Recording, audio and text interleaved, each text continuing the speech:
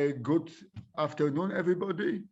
It's my pleasure to welcome all of you. Even though I regret we could not meet on site today, we have a pleasure to have a guest from Warsaw, but originally from Tamil Nadu, from south of India. Jebarati Nam works now in Warsaw at Center for Theoretical Physics with Remigiusz Augusiak, and he will teach us about self-testing of something, of quantum devices. So I hope for those who have never heard about self-testing, they will learn today what it is. So, Jeba, please, the screen is yours. I would like to hello everyone. Yes, I would hello. like to thank Professor Karol for the introduction. As he said, I will try to explain self-testing, and I will also talk about our work with Rafael Santos, who is a PhD student in our group. This is the plan of my talk. First, I will give introduction to device independent certification, and I will explain what is self-testing. I will then provide motivation behind our work. I will then talk about self-testing based on quantum contextuality. Then I will talk about self-testing based on temporal inequalities, which is our work. Finally, I will present conclusions. First, I would like to start explaining what does it mean by device independent secrecy of quantum cryptography. To explain this, let us take a quantum cryptography protocol introduced by Bennett and Brassard in 1984. In this protocol, we have Alice and Bob. They produce the correlations described by the set of joint probability distributions, as I described here.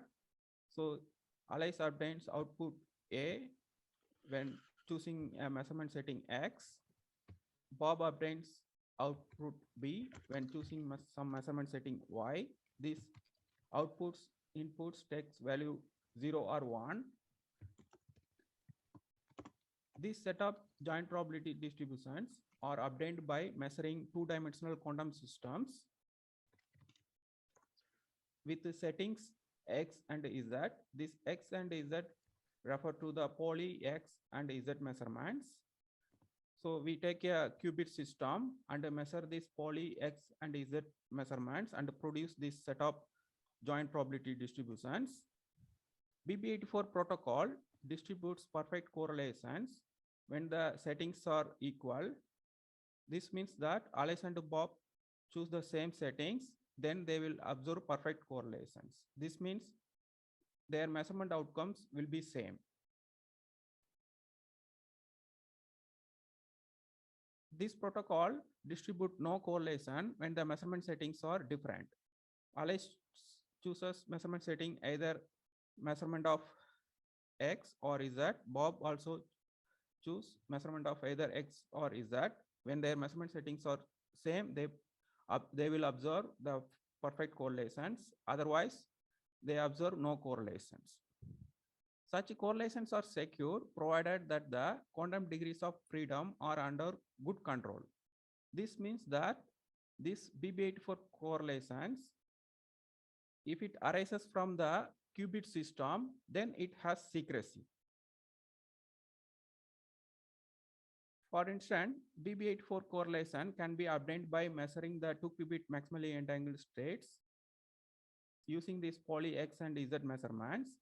In case if this BB84 correlations are produced from this maximally entangled 2-qubit state, due to monogamy of entanglement, you cannot have, you who wants to access to the correlations in order to destroy the secrecy cannot have correlation with this entangled system. So the correlation contains secrecy. However, if we move to the device independent setting, the BB84 protocol is not secure because the correlation can be produced by a separable state. By device independent settings, I refers to the scenario in which the Hilbert space dimension is not trusted. So Alice and Bob want to implement the BB84 protocol. In case they get the devices from Eve, Eve can cheat Alice and Bob by giving a separable state and which can also produce the same BB84 correlations. For example, let us take this separable state in 4x4. Then Alice and Bob measure these compatible measurements, these commuting measurements. They can also produce the same BB84 correlations. Because now Alice and Bob share separable state, the correlation in the state can be shared with Eve. So Eve can access to the correlations and the protocol is not secure. So this BB84 protocol is secure provided that this quantum device which provides this correlation is a 2-qubit system. Like the quantum device is trusted. In case we cannot trust the quantum devices, then the Hilbert space dimension can be arbitrary. The same correlation can be produced by a separable state. So the BB84 correlation will not contain the device independent secrecy. Certification of entanglement is important to certify the usability of quantum devices. Usually, entanglement witnesses rely on the Hilbert space dimension of the systems under study and the measurements being performed. For instance, let us take this entanglement witness, which corresponds to measuring we have two subsystems. On each of the subsystem, the measurement of polyobservable and EZ are performed. So then we take this sum of these joint expectation values. This inequality is satisfied by all separable states. If this inequality is violated, then it implies the presence of entanglement. Violation of this inequality serves as an entanglement witness, provided the systems are indeed qubits and the measurements are exactly complementary. In case we have quantum devices which we cannot trust, this means that the Hilbert space dimension is not trusted. In this case, if you observe violation of this inequality, it may not imply entanglement. This witness can take maximum of 2. This maximum of 2 can be achieved by the 2-qubit maximally entangled state. In case, if we cannot trust the quantum devices, if we have untrusted quantum devices, the violation of this inequality may not certify the entanglement. Because as I said here, the correlation can also be produced by a separable state in acting on the high dimension. So provided the Hilbert space dimension is restricted, in this case, the Hilbert space dimension is 2, then this witness serves as an entanglement witness. Can we certify entanglement in the presence of untrusted quantum devices? This is possible if we use violation of a Bell inequalities. In this diagram, I depict a Bell scenario. Here we have Alice and Bob. Alice has access to a set of inputs and obtained outputs. Similarly, Bob has access to a set of inputs and obtained outputs. Here we have a source. This source distributes one part of a bipartite system to each Alice and Bob. Here the devices are treated as block boxes. So here we don't trust the quantum devices. Here is a Bell inequality, which is a linear combination of, some linear combination of the set of probability distributions that we observe in this Bell scenario. This beta L is a local hidden variable bound. If this inequality is satisfied, then the joint probability distribution can be written in this form. This means that there exists a local hidden variable lambda in which outcomes on each side is dependent on the setting and this local hidden variable. Violation of Bell inequality implies that the correlation cannot be written in this local hidden variable form. It implies the presence of non-locality, which is called Bell non-locality. In the context of quantum theory, the observation of Bell non-locality implies the presence of entanglement. For instance, let us take this inequality by Closure, Horney, Shimoni, and Hall. In the context of this inequality, Alice and Bob perform two dichotomic measurements on each of their sides. By dichotomic measurement, I refer to the measurement observables, which has two outcomes. Suppose Alice and Bob observe violation of this inequality, then this can be used to detect two-qubit entanglement in a device-independent way. In the previous slide, here I have an entanglement witness. In order to witness entanglement using this inequality, I need to trust the dimension. On the other hand, if I use Bell inequality as an entanglement witness, Alice and Bob don't need to trust the measurement devices. The presence of entanglement can be certified in a device-independent way.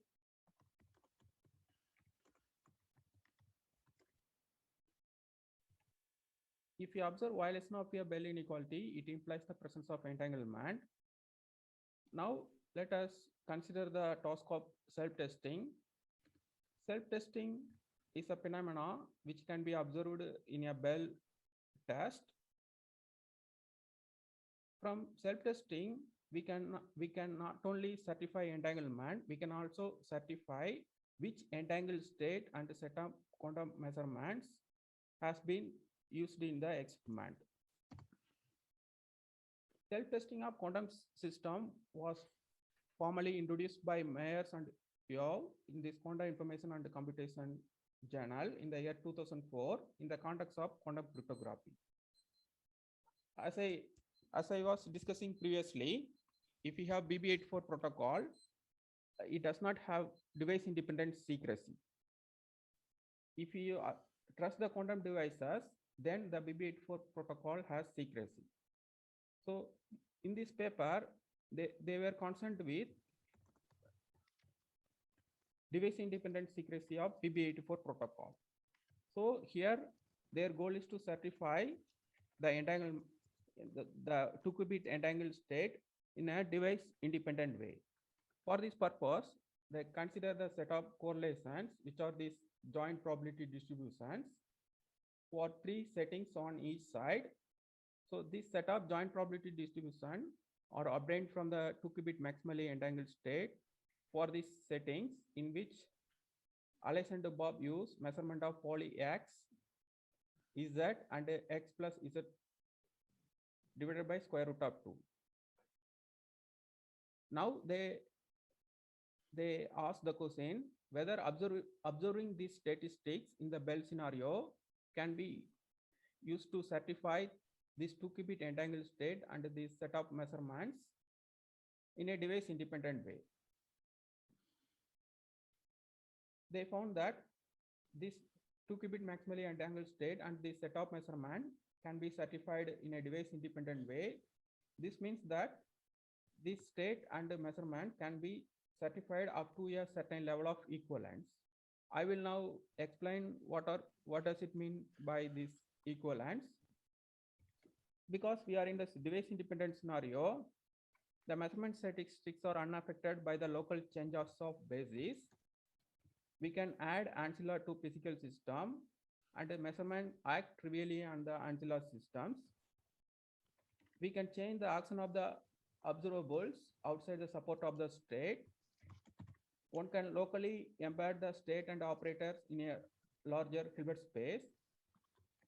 Up to these changes, they found that observing this correlation can be used to certify this two-qubit maximally entangled state and this set of measurements. Formally speaking, this is the self-testing statement in which one can identify the exact form of the state and the measurement from the observed statistics without making any assumption on the quantum devices. As I said, in self-testing, we can have the auxiliary degrees of freedom.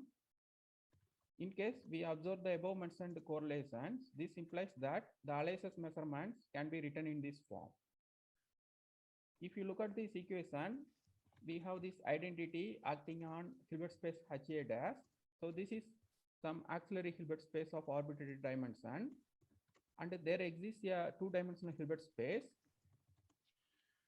So on Alice and Bob's side, we have a qubit Hilbert space and some auxiliary Hilbert space in which the measurement act trivially. In this two-dimensional Hilbert space, we can identify the Alice's measurement to be the ideal measurements, which are x, z, x plus z by square root of 2, and up to some local unitary transformation. This state, which is acting on arbitrary Hilbert space, contains two qubit maximally entangled states. This means that up to some local unitary transformation, this state can be written as phi plus, which is the two qubit maximally entangled state, and some auxiliary state acting on HA dash tensor product HP dash. So this is the precise self-testing statement by Mayers and Yao. So then they discussed that if you use quantum devices are certified by this device independent test, then the security of BB84 protocol can be made device independent.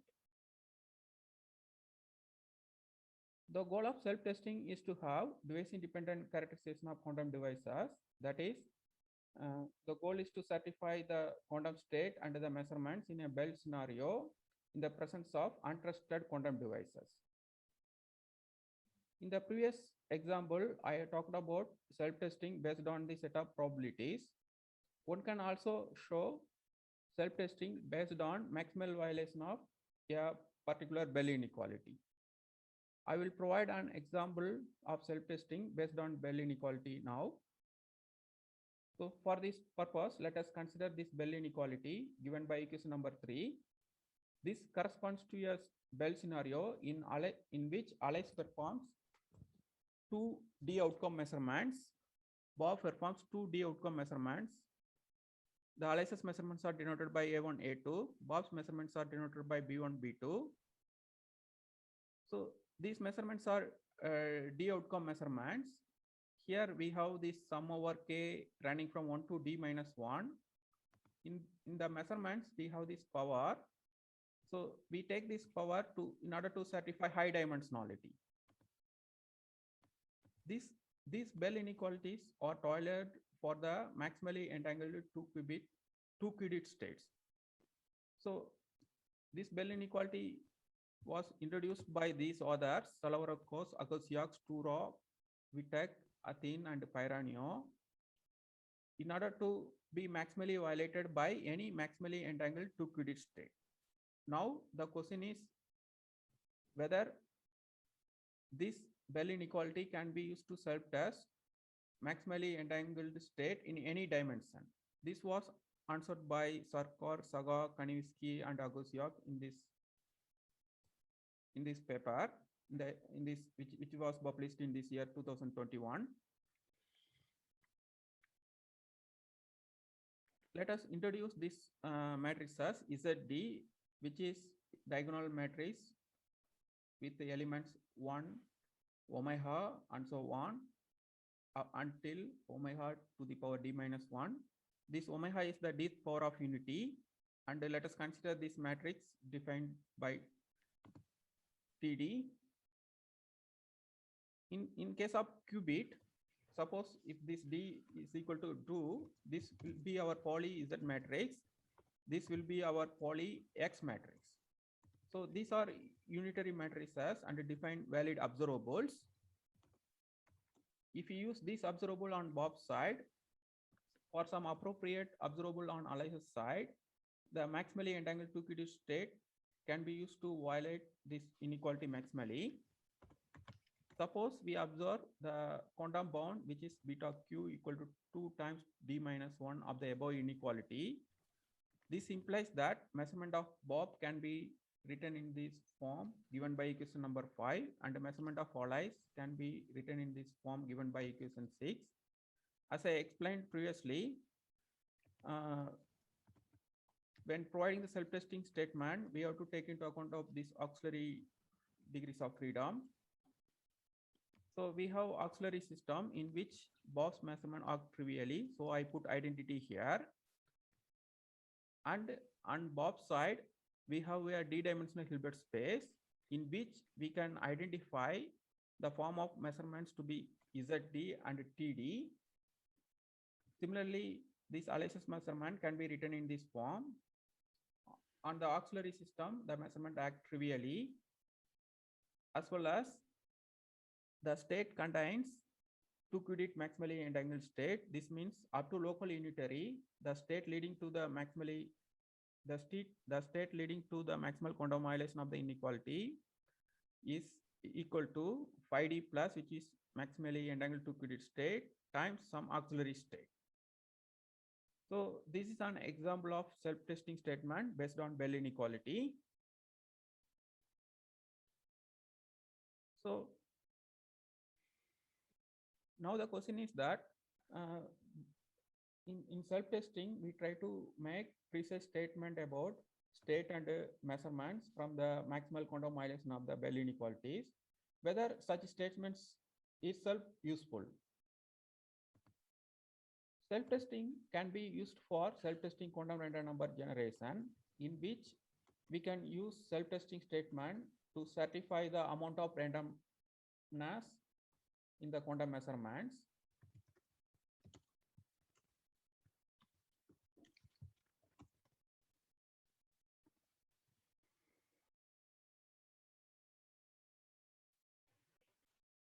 In this paper by Atin et al., they have used self-testing statement based on Classer-Hornish-Money-Holt inequalities to certify the maximal randomness that can be certified from the maximally entangled state.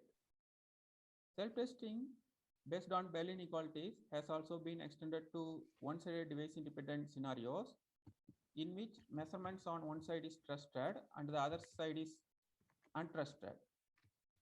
Let us take a physical setup in which we have atom-photon entanglement. Here, the atom degrees of freedom can be controlled, so it's trusted.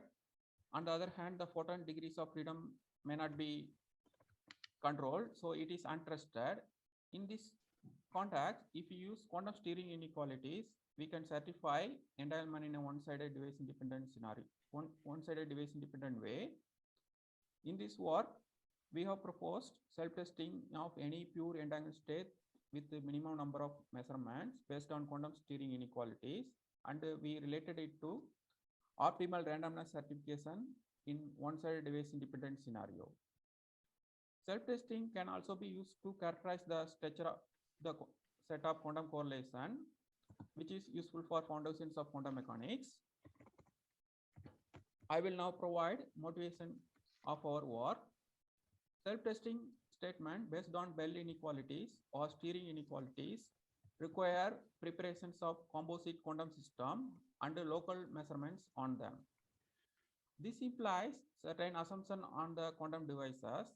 This means that the measurements of Alice and Bob has to commute.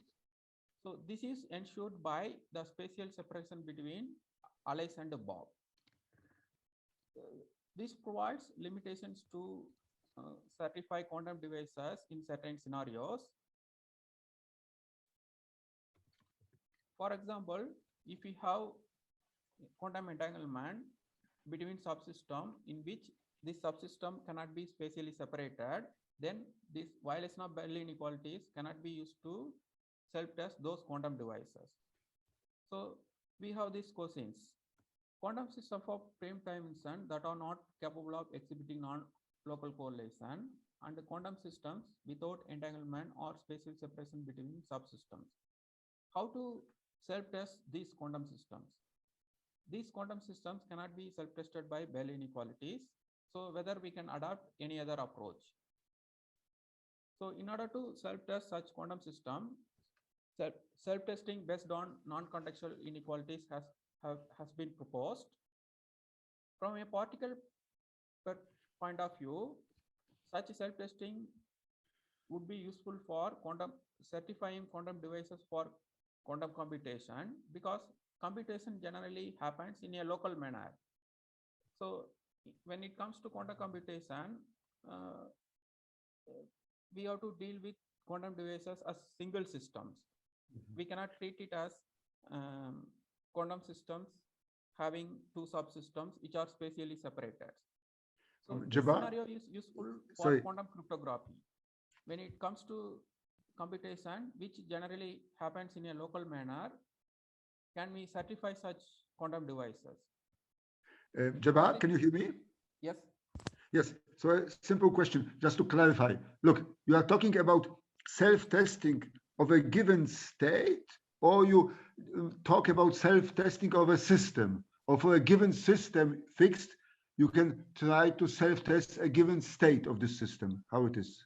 Yeah. So we self-test state of a quantum system. Yes.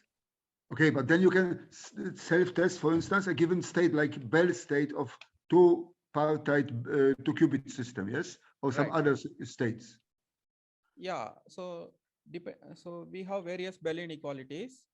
If you use CHSH Bell inequality, we can self-test the two-qubit Maxwellian entangled state. Yes, and then you can generalize it, for instance, for two-qubit and maximally entangled states. Yes. Yes, which I talked in the previous slide. Okay. Okay. Good. Good. Thanks. So this is a quantum contextuality scenario. We have single system which is prepared at time t. Then it undergoes two sequence of measurements. One of them is performed by Alice at time t plus ta. The other is performed by Bob at a later time. Like in Bell scenario, Alice and Bob observe the joint probabilities of obtaining outcomes A and B condition on these settings. Now these statistics can be used to violate a non-contextual inequality.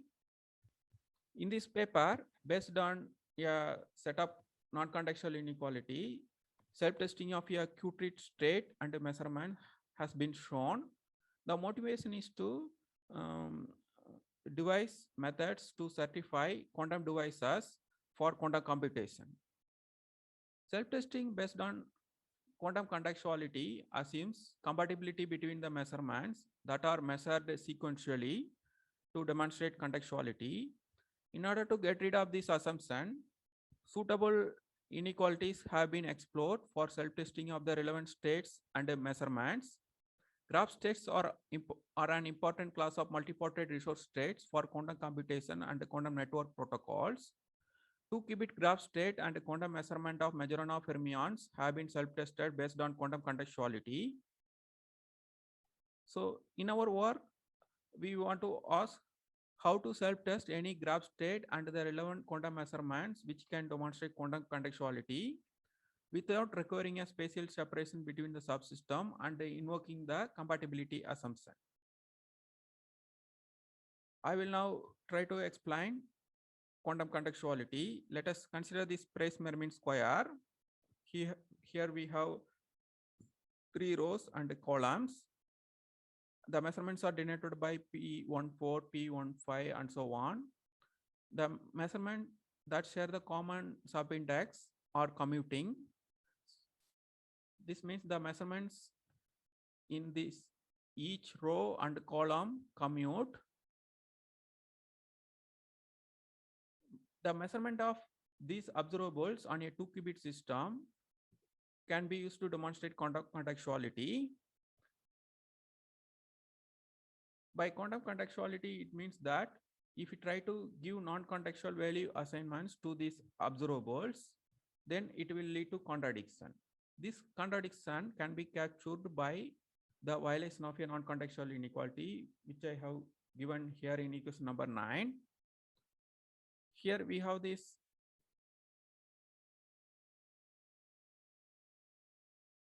six terms. This 6 terms corresponds to each of these contacts. In each of these contacts, we measure these observables and take the joint expectation. Suppose these measurements can be performed sequentially to demonstrate quantum contextuality. Suppose violation of this inequality is observed, then it would imply quantum contextuality. So in order to self-test, we need rigidity. This means that the quantum state and the measurement leading to the maximal violation should be unique. In case of this inequality, the maximal quantum violation can be demonstrated by any 2-qubit state. This inequality can be adapted to be violated by a particular and state and measurements. For example, let us consider this inequality. Here we remove this line, then we remove those measurements from this inequality, then we will have this inequality. I'm sorry, is it easy to see why on the right hand side appear such simple numbers as 4 and 3? Is it easy to explain those numbers?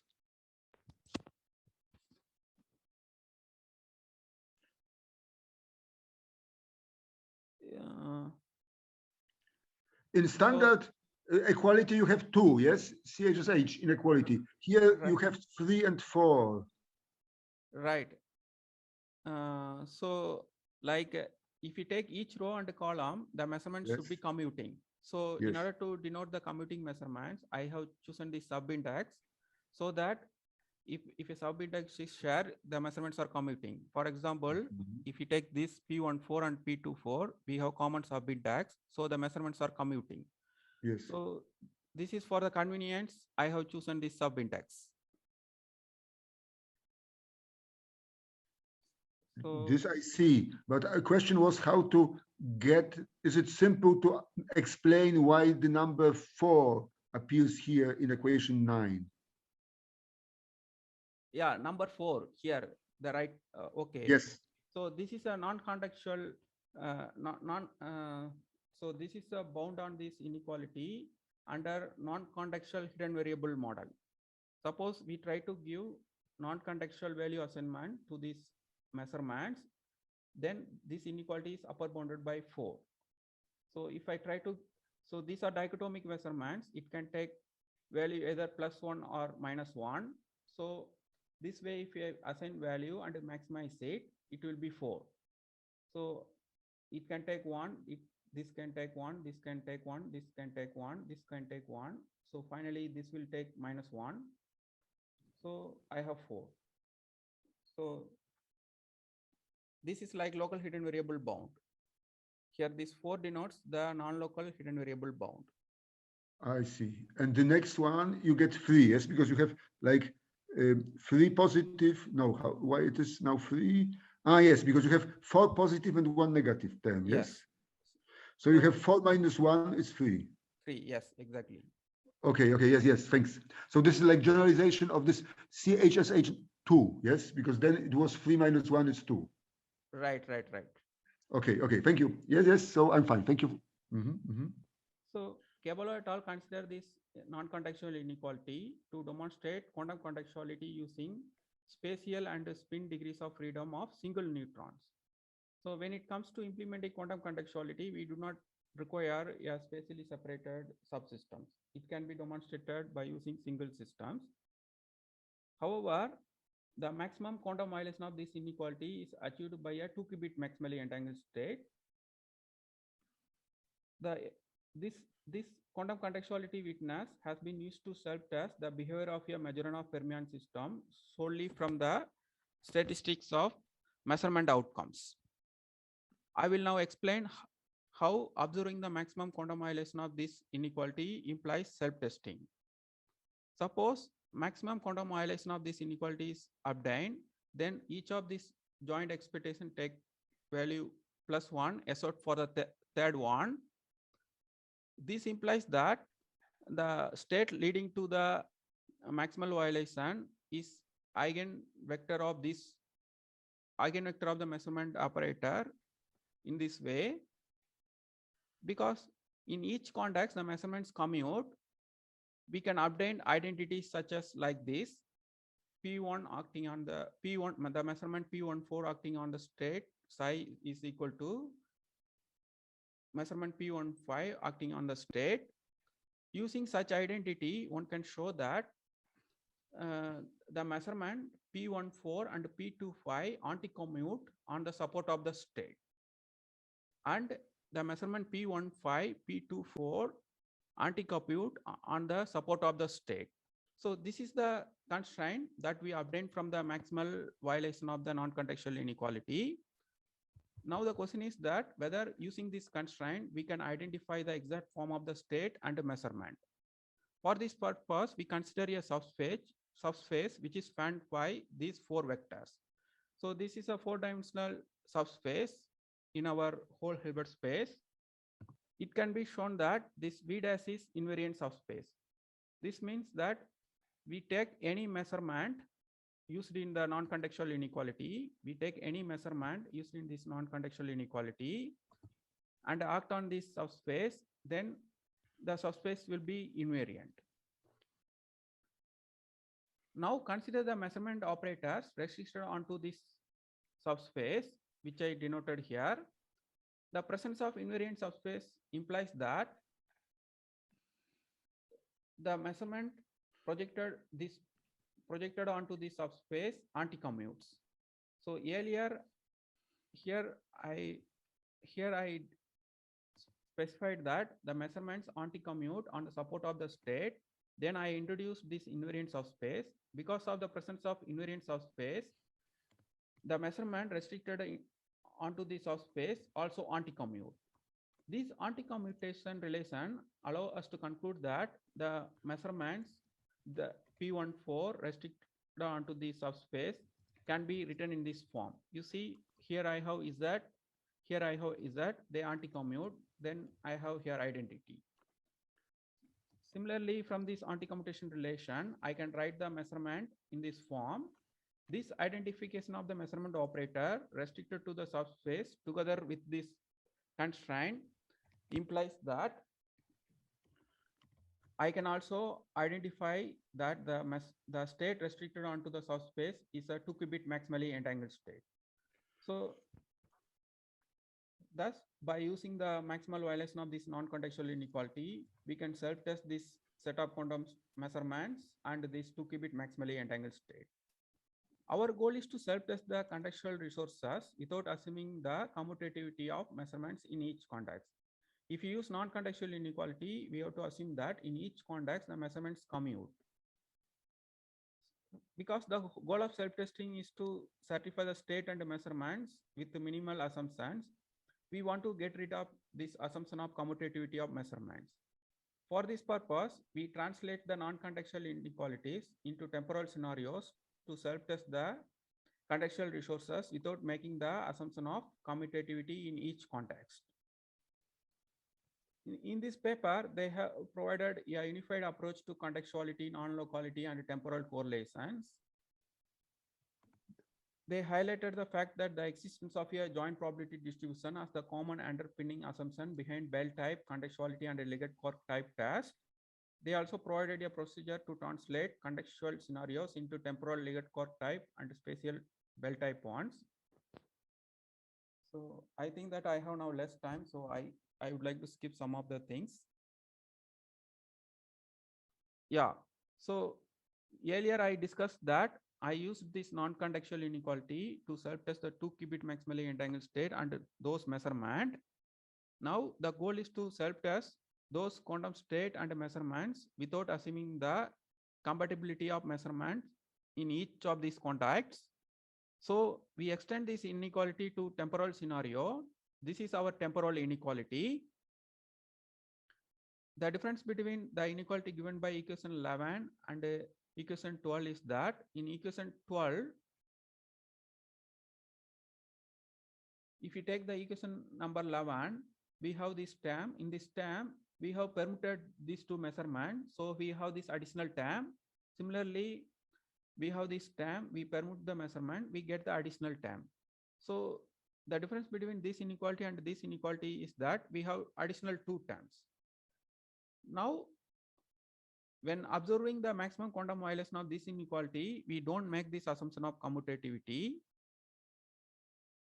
but the commutativity of measurements follows as a consequence of the maximal quantum violation of this inequality. This means if you take these contacts, these measurements commute on the support of the state. This is a consequence of maximal quantum violation of this inequality.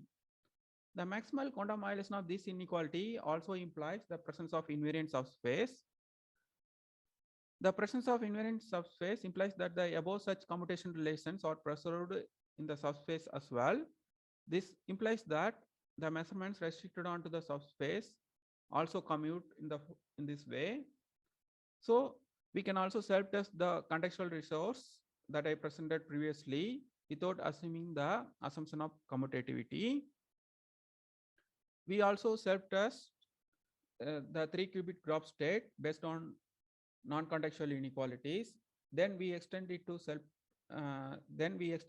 temporal scenarios to self-test the graph states without making the assumption of commutativity between the measurements.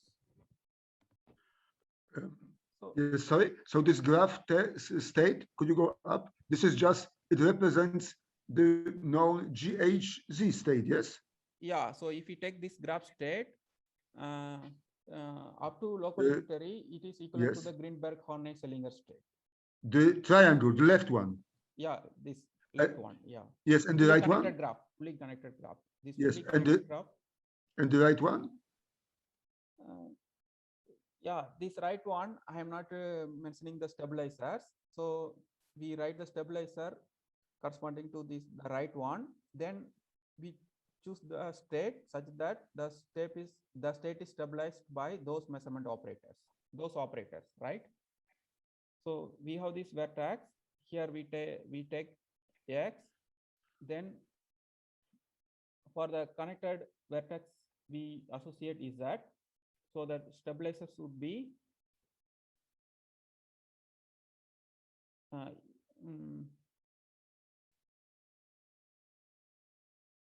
yeah, so if we take this graph, so if we pick the vertex 1,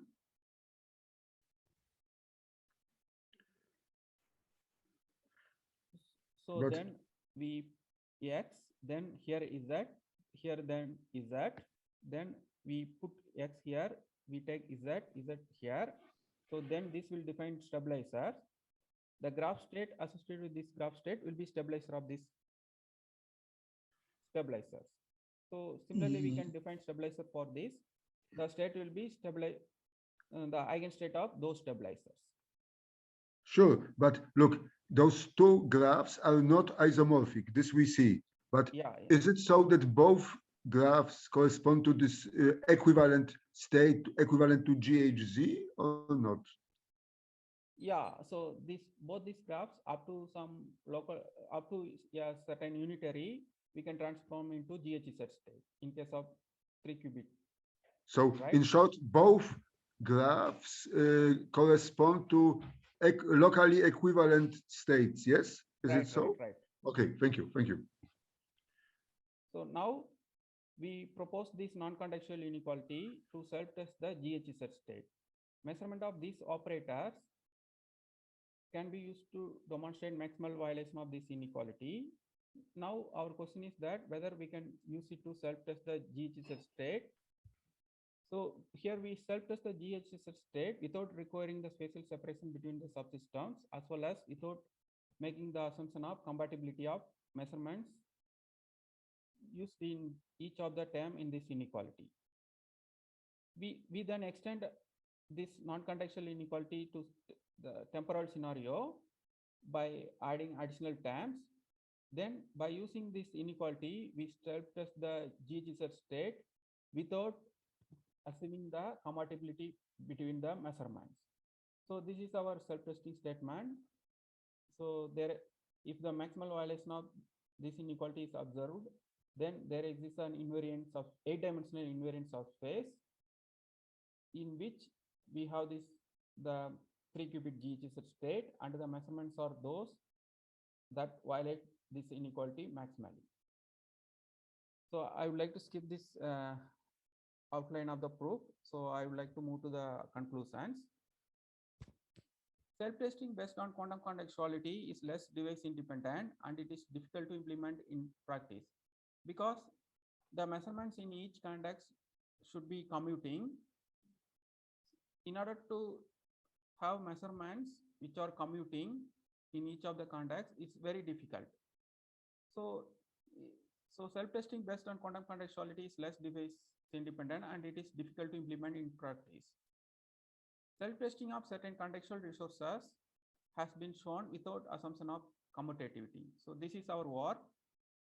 This is possible by translating the non-contextual inequality to temporal scenarios so that we don't need to make this assumption of compatibility between the measurements. I talked about our self-testing statement based on temporal inequalities to self-test the 2-qubit maximally entangled state and the 3-qubit GHZ states. These self-testing protocols do not require the assumption of compatibility of the quantum measurements and do not require a spatial separation between the subsystems. We also provide self-testing statement to certify any n-qubit GHZ state based on a scalable non-contextual inequality and extend into temporal scenario. Thank you for your attention. Yes. So thank you, Jeba. Thank you very much for a very nice and clear talk and for finishing well, in fact, ahead of time. So let us start the discussion. Okay. Any questions? Sure. Felix, do you want to ask something? No, because Felix wrote something. Are there any questions? Well, so let me ask first one. So I see now the main idea is that with the self-testing, you can somehow certify that the state somebody created is this one he promised to deliver, let's say. And this is, of course, only done up to local equivalence, yes? Right. So yes. This is in Bell scenario. In Bell scenario, we have subsystems. Then in each of the subsystem, we can have auxiliary system and we can change the basis. So up to this local equivalence, we can certify the state. Sure. So for instance, could you go back a little bit to this GHZ states and those graph states? In this way, you showed we can testify and confirm that a state created is like GHZ, yes?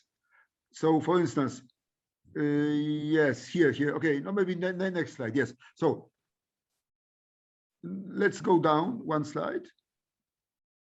So if you have now the W state, also 3 qubits, then you can prove that it is not a GHZ state. Is it so? Right. But here, the maximum quantum violation of this inequality is achieved by the GHZ state. If you use W state, it will lead to some non-maximal violation.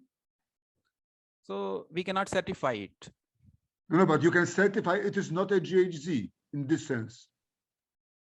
I think it may be difficult to answer because we use this inequality, we try to observe violation. The violation can be either due to GHZ plus states or W state. In case we observe maximal violation, we can infer that the state is the GHZ state. But if you observe non-maximal violation, we cannot, I think we cannot make any conclusion about whether it is GHZ or W state. Okay, but can you then find another setup which would simply self-test W state? So you could be sure that it is exactly W state and not GHZ. Yes. Like this has been shown in Bell scenarios. So people have constructed Bell inequalities, which is tailored to the W state. People have constructed Bell inequalities, which is maximally violated by the W state, by the maximally entangled W state. So we have to change the inequality. By changing the inequality and observing the maximal violation of that particular Bell inequality, we can self-test the W state. So this was shown in the Bell scenario. Yes, but last question from my side, but not for every entangled state you can find such a Bell inequality such that the given state violates them the most. For many states, I presume it is not possible. to find Yeah. such a For Bell bi- inequalities. for bipartite systems, people have constructed Bell inequality toilet to the maximally entangled state. Yes, sure. But for let's say non-maximally entangled state, Yeah, for non-maximally entangled state, so it's we find it difficult to construct a family of Bell inequalities which is maximally violated by those states. Yeah, so this is a hard task. So in order to self-test those partially entangled state using a single Bell inequalities. Thank you. So are there further questions from the audience? Please use. Yes, I have a question quickly. Yes, please go ahead. Sure. So just looking at the states you mentioned in your talk, it looks like they're all stabilizer states, they're all graph states. So is this just like a coincidence? Like is your setup suitable for arbitrary states, or does it work better for stabilizer states for some reason? Sorry, I don't understand your question. Can you say it Like again? your states that you were testing were all graph states, right? It looked like. So like this inequality is tailored to the particular graph state, Mhm. so which is this fully connected graph. Yep. So if you use this inequality, we can self-test the graph state corresponding to this graph. As Yes. Carol said, if you have graph state corresponding to this graph, it is also locally interly equivalent to this graph. So if you use this inequality, we cannot distinguish these two graphs. So what we can say that up to unitary, the state is this graph state, but we cannot distinguish between these two graph states if you use this inequality. But we may construct another inequality which is tailored to this graph state, so that if it is maximally violated, then we can try to infer that the graph state is the one that corresponds to this graph. Okay, but only for graph states. Like if I gave you some state that wasn't a graph state, Sorry? you would, like if I give you a state that isn't a graph state, would you be able to do the same or not? Yeah, for graph state, it is easy to construct the Bell inequality to certify them, because we Yes. have the stabilizer formalism, right? If Yes. we have the graph state, we have the stabilizer formalism in which the state is the unique eigen vector of the those stabilizers. So we construct this inequality based on this stabilizer formalism. Then this provides convenience to construct Bell inequalities or non-contextual inequalities tailored to the graph states. But if we move to the states which are not graph states, then it will be difficult to construct inequalities which is tailored to self-test those states. Okay, thanks. So the problem will be difficult. Yep. Okay, thank you. Okay, thank you, Oliver. Thank you, Jeba. So are there further questions? Well, so I understood a lot. So thank you very much for your talk. Thank you. It looks like, let's wait a few more seconds. Are there any more questions? Maybe somebody would like to ask the last one. Well, thank you again.